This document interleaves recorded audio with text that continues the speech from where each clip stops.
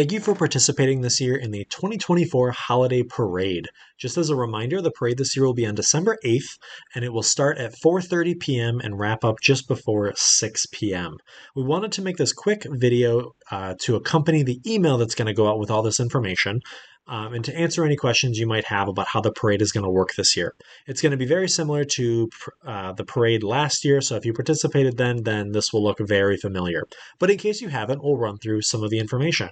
So the first thing we'll look at is the entries. You'll receive this by email today, and what you're going to want to do is take a look at it and find your group's name on here, and note what color is next to your name. There's 3 different groups. So there's the group that's in pink, in green, and in blue. So if your name is in a blue color, you will be planning to arrive between 3:30 and 3:45 p.m. on the day of the parade. If you are in green, you'll be arriving between 3:45 and 4 p.m. And if you're in pink, you'll be arriving between 4 and 4:15 p.m. We have to stagger these a little bit for reasons that will make more sense when we take a look at the map, but just so that way we don't have everyone arriving at the exact same time, we can kind of space it out a little bit and make sure we don't have a ton of traffic. So we can take a look at the map now. And this map will look very similar if you participated in the parade last year. Our staging area for the parade is going to be right around St. Paul's Lutheran Church. So make sure you know what number your group is so that way you know where to go. You can see the numbers go up Milwaukee Street and kind of weave their way around between 1 to 46. So we want the people in blue to arrive a little bit earlier because obviously if all of these roads are all blocked with the entries around here, it's going to be a lot harder to get in there, and it just makes the whole process flow a lot smoother. Just as a reminder, you'll notice that there's a bunch of cones on a lot of these streets. These roads will be blocked off if you are not a vehicle that is driving in the parade.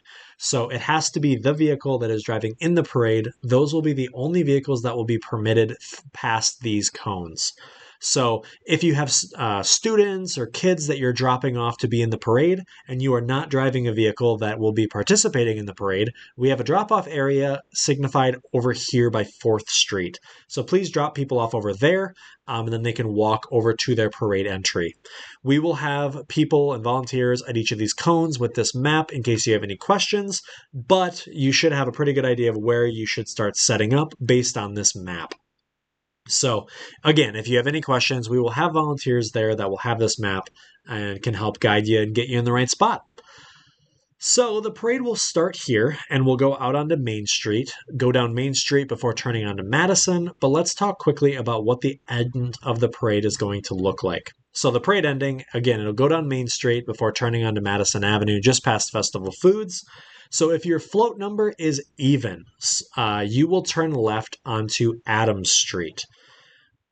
So you'll continue down there, get to Adams Street, and turn left. That goes towards Berry Park, and so we recommend you proceed down towards there to do any offloading and getting people off the floats. If your float number is odd, you'll turn left onto Lincoln Street, which is just the next block up. We want to stagger them just so that way there's not any blocks of traffic. It really helps keep things moving. And so just go down those designated streets and continue towards Berry Park. If you have walkers, it's a lot easier to pick people up over by Berry Park as opposed to right by that end there where there might be a lot of congestion. So please continue proceeding towards Berry Park for pickup of all folks walking in the parade. That will really help keep things moving. And finally, you will receive parade numbers that will have to be put on the side of your float. So you'll receive a laminated sheet with your parade float number on it in reflective numbers. Please plan to bring a method of attaching it to your parade float. So that can be tape, that can be zip ties, that can be painter's tape if you don't want to have any marks on a trailer. As long as it is attached on there. It's a safety requirement from the police department, so we will provide the number. Just make sure that you attach it on there and have it be visible, so that way the police can tell which parade entry number you are. So that is all of the information to go through. If you have any other questions, make sure you reach out to us. Don't hesitate to reach out, projects@fortchamber.com, or call the chamber office. We'll be happy to answer any questions you have. But we're looking forward to seeing you on December 8th. And again, thanks for participating and being involved in the holiday parade this year.